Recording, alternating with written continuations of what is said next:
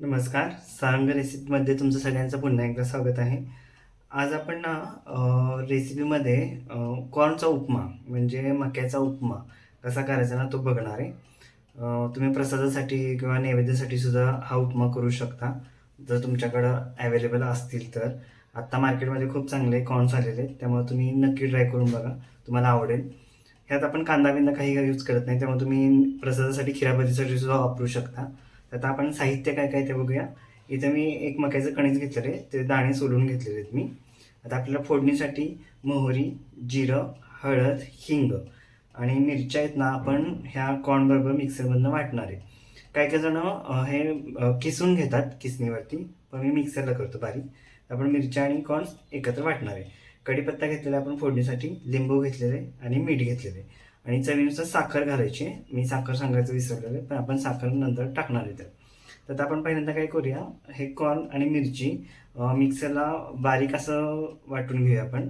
जास्त बारीक पण वाटायचं नाही, अगदी का बारीक असतं तसं थोडंसं जाडसर वाटून घ्यायचं आपल्याला. त्यात पाणी यूज करायचं नाही आपण वाटताना, ह्याला पाणी सुटतं. आपण पहिल्यांदा हे मिक्सरला बारीक वाटून घेऊया. तर का मी असं थोडंसं जाडसर आणि असं वाटून घेतलेले, त्यात मिरची पण मी आपण वाटून घेतलेली आहे. आणि मी तुम्हाला साखर सांगायची राहिली होती, थोडीशी साखर घेतलेली आपण पाव चमचा, कारण का ऑलरेडी कॉर्न साईज थोडेसे गोडसर असतात, त्यामुळे आपण साखर कमी यूज करणार आहे. आता आपण तेल तापत ठेवलेलं आहे, तर आपण फोडणी करूया. तेल आपलं चांगलं कडकडीत तापून द्यायचं आहे, जेणेकरून मोहरी त्यात तडतडली पाहिजे. आता आपलं तेल तापलेलं आहे चांगलं, तर आपण त्यात मोहरी टाकून घेऊया. मोहरी चांगली तडतडली की आपण मग जिरं टाकून घ्यायचं. मोहरी तडतडली आपली, आपण जिरं टाकून घेऊया. जिरं टाकल्यानंतर आपण त्यात कढीपत्ता टाकायचा आहे. कढीपत्ता टाकल्यानंतर आपण त्यात एक पाव चमचा हळद घेतलेली आणि एक चिमूटभर हिंग घेतलेली, ते आपण व्यवस्थित मिक्स करून घेऊया. आणि त्यात आता आपण गॅस बारीक करायचा एकदम, आणि हे कॉर्नची जी पेस्ट केलेली आहे ती आपण त्यात टाकायची. आता हे आपण त्यात मिक्स करून घ्यायची. बारीक गॅसवर यासाठी करायचं आहे की जेणेकरून ती खाली लागली नाही पाहिजे आपली.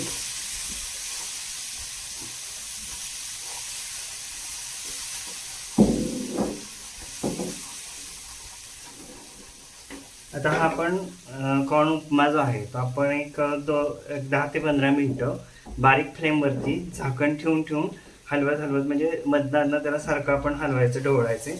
नाही तर काय होईल, आपला जी हा उपमा आहे ना तो खाली लागेल आणि खालनंच फक्त कुक होईल, वरनं कुक होणार नाही. त्यामुळे आपल्याला तो पूर्ण व्यवस्थित कुक करून घ्यायचा आहे.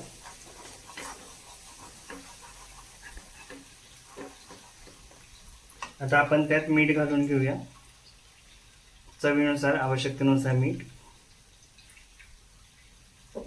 आणि साखर थोडीशी. आणि उपमा जरा आपला असा थोडासा फुलला, म्हणजे जरासा सुट्टा सुट्टा झाला की मग आपण त्यात लिंबू पिळणार आहे.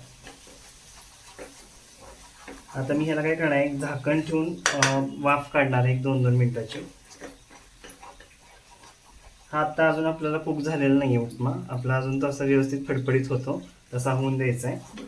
आता मी त्याला झाकण ठेवतो आणि त्याला वाफवून द्यायचं आहे चांगलं.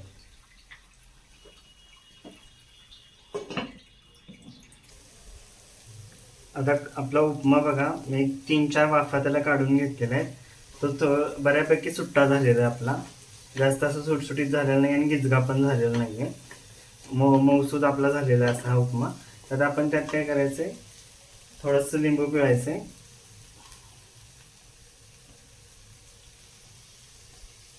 लिंबू पिळल्यानंतर आपल्याला थोडीशी कोथिंबीर, थोडीशी आपण गार्निशिंगसाठी वर ठेवणार आहे.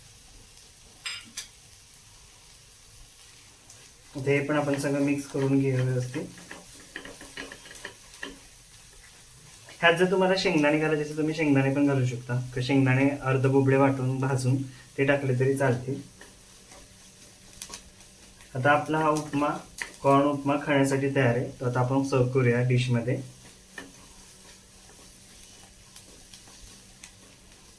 वाटलं तर तुम्ही एक 5-10 मिनिटं त्याला गॅस बंद करून तसं थंड करून द्यायचा, एक वाफ काढून द्यायची वरची, आणि मग आपण तो सर्व करूया.